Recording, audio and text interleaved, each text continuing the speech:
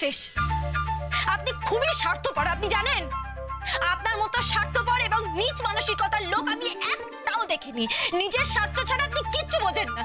আরে আমার অফিসিয়াল ব্যাপার, এটা আমাকে তো জানাতে হবে অফিসে। বলো।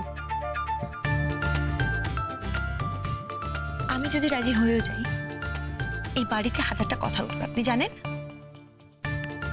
না, আমি চাপ নেবো, তুমি চাপ নিও না। এটা আমার অফিসিয়াল ব্যাপার, আমার অফিস জড়িয়ে আছে এটাতে। কেউ কিছু মনে করলো কিছু করার নেই। That's it.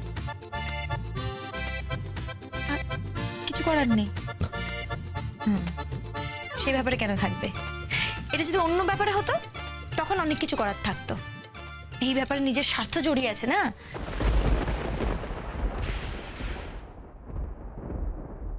ওকে, ডান। তুমি যাবে শুনে আমি খুব আনন্দ পেয়েছি। এখন খুব আনন্দ হচ্ছে না আপনার? সত্যি তো আমি না অবাক হয়ে যাচ্ছি। চাকরি ক্ষেত্রে উন্নতির জন্য আপনি সব করতে পারেন, ক্যারিয়ারের উন্নতির জন্য কোনো কিছুই আপনার কাছে অসাধ্য না। এমনকি যে মেয়েটাকে আপনি কোনোদিনও মন থেকে বউ বলে স্বীকারই করতে পারেননি, সেই মেয়েটাকে আপনি সবার কাছে নিয়ে গিয়ে বউয়ের পরিচয় দেবেন। আপনার একটু লজ্জা করবেন না তাতে। কেন?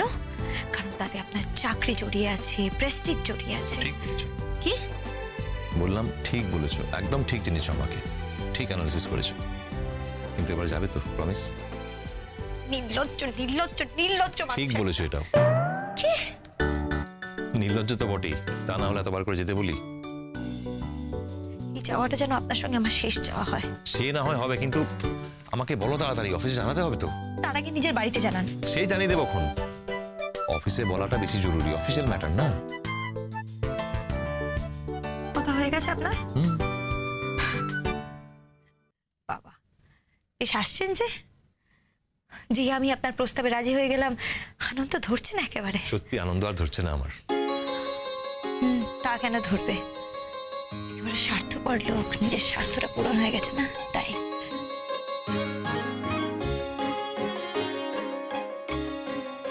আপনি নির্লজ্জের মতো হাসছেন। আমি না সত্যি ভাবিনি তুমি এত সহজে মেনে যাবে। অবশ্য অনিদা বলেছিল। কি? অনিদা? অনিদা আবার এর মধ্যে কি বলছিল?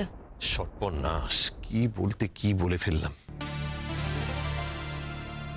অনিদা বলছিল, মানে আমি অনিদাকে যখন বলছিলাম যে আমার এই সমস্যাটার কথা, তখন আমাকে অনিদা বললো যে ইমন তো সেন্সিবল মেয়ে, তুই ওকে বুঝিয়ে বলো, ঠিক বুঝতে পারবে, মেনে যাবে।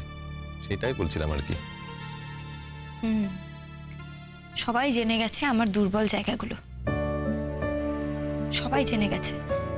আমি জেনে শুনে কাউকে বিপদে ফেলতে পারি না, সেই জন্যই আপনি আমাকে এক্সপ্লয়েট করে যাচ্ছেন। তাহলে এবার বাড়িতে বলে দিই? আমি জানি না, তবে হ্যাঁ, আপনি রূপকথা দিকে সম্পূর্ণটা বুঝিয়ে বলবেন। বলবেন যে এটা আপনার একটা অফিস ট্রিপ, আপনি বাধ্য হচ্ছেন আমাকে নিয়ে যেতে, তাই যাচ্ছেন, কোনো হানিমুন করতে যাচ্ছেন না। জানি না আবার রূপকথা দিয়ে কি ভেবে বসে। থাক, এইসব নিয়ে একদম চিন্তা করো না। আমি জানি কি বলতে হবে, সেরকম ভাবে বলে দেবো। Okay? I hate you, I just hate you. চলুন। কি? ওকে?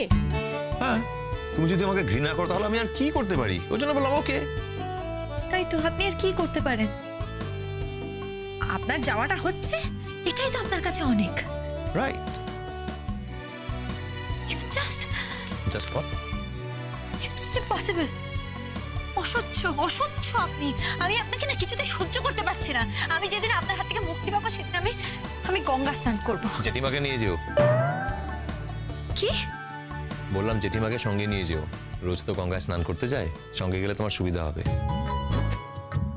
কোন ঘাটে জল ভালো আছে উনি জানেন তো ভালো করে, কোনখানে কোথায় সুবিধা আছে। সেজন্য বললাম একা যেও না, সঙ্গে নিয়ে যেও। আপনি আমার সঙ্গে মজা করছেন, তামাশা করছেন? আপনি খুব নীচ একটা লোক। যা বাবা, ভালো বুঝে একটা পরামর্শ দিলাম, আবার এরকম করে বলছো। ঠিক আছে, এবার থেকে দেবো না, একাই যেও।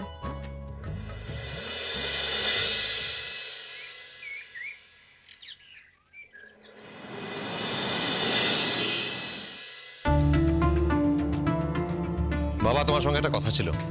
জেঠিমা, তুমিও আছো যখন ভালোই হয়েছে, একসঙ্গে বলা যাবে। কি হয়েছে রনো? বলো কি কথা? আমাদের অফিসের একটা গেট টুগেদার আছে, তাই কালকে আমাকে একটু বাইরে যেতে হবে। সে কি রে, অফিসের গেট টুগেদার অফিসের বাইরে হবে নাকি? হ্যাঁ, এটা আমাদের অ্যানুয়াল গেট টুগেদার, তো বাইরেই হবে। হ্যাঁ রে রণ, বলছি আমি তো যতদূর শুনেছিলাম তোদের ওই অফিসিয়াল ট্যুরে হাজব্যান্ড ওয়াইফকে যেতে হয়, তুই একা যাচ্ছিস? ইমনও যাচ্ছে সঙ্গে। না, বলছিলাম তোরা কবে যাচ্ছিস? কাল।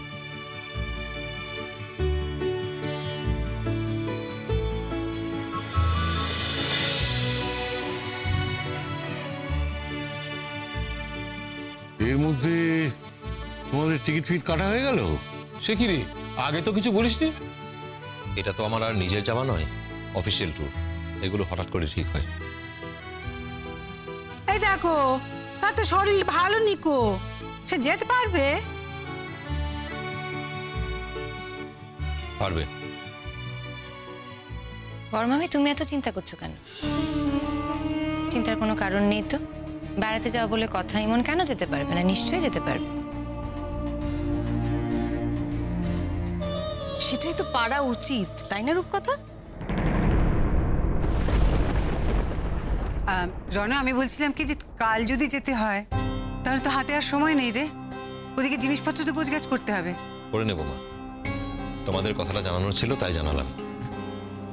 ও এমন রানী, তুমি নাকি কাল রণের সঙ্গে বাইরে বেড়াতে যাচ্ছ? বেড়াতে যাচ্ছি না, তোমাদের ছেলের একটা অ্যানুয়াল গেট টুগেদার আছে, সেখানে সমস্ত কাপলদের নিয়ে যেতে হচ্ছে। কাপল মানে হাজবেন্ড অ্যান্ড ওয়াইফ। আর অফিসিয়ালি যেহেতু আমার নামটাই দেওয়া হয়েছে, তাই আমাকেই তো যেতে হবে। তোমাদের ছেলের জন্য এইটুকু করে দিচ্ছি, আমার ক্ষতি হওয়া সত্ত্বেও করে দিচ্ছি। ক্ষতি? হ্যাঁ, ক্ষতি তো বটেই। আমার কলেজে কতগুলো ইম্পর্টেন্ট ক্লাস আছে, সেগুলো তো মিস করতে হচ্ছে, আর এগুলো তো আমার কাছে ক্ষতি।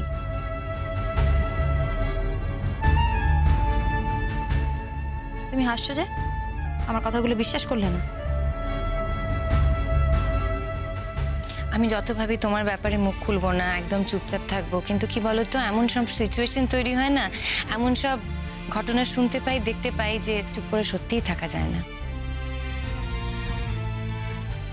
ইমন, তোমার যখন মনেই হচ্ছে যে তুমি রণের সঙ্গে গেলে তোমার ক্ষতি হবে, তাহলে তুমি যাচ্ছ কেন?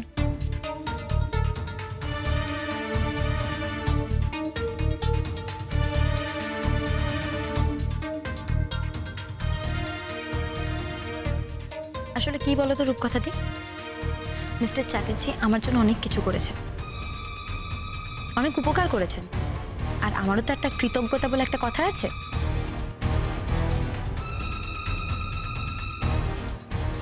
ইমন, এই নিয়ে এখন কথা বাড়িয়ে কোনো লাভ নেই। এত কথা উঠছে কেন? তোমার যদি সত্যি কলেজ যাওয়ার তাড়া থাকে তাহলে বেরিয়ে পড়ো। আমি অফিস যাচ্ছি, আমি নামিয়ে দিয়ে যাবো তোমাকে। না না মানে? কথার অবাধ্যতা করো না কিন্তু। আমি যেটা বললাম তোমাকে শুনতেই হবে।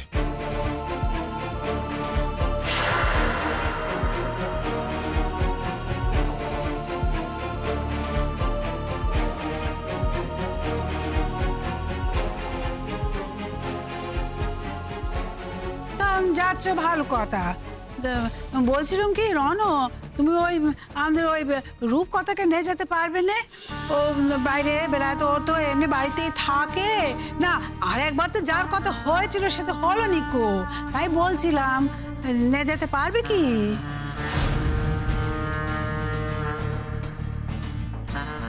মা, এমন অদ্ভুত কথা বলো না তুমি।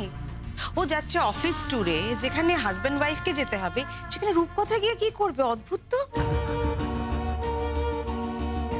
কলিদি, তুমি ভয় পেও না, কোনো চিন্তা করো না। বড়মামি যদি আমাকে বলেও ওদের সঙ্গে যাওয়ার জন্য, আমি তো যাব না। যা বলবে সেটা তো আমি একদম নিঃসন্দেহে মেনে নেব না। তার কারণ এটুকুন বুদ্ধি আমারও আছে যে আমার কোথায় যাওয়া উচিত আর আমার কোথায় যাওয়া উচিত নয়।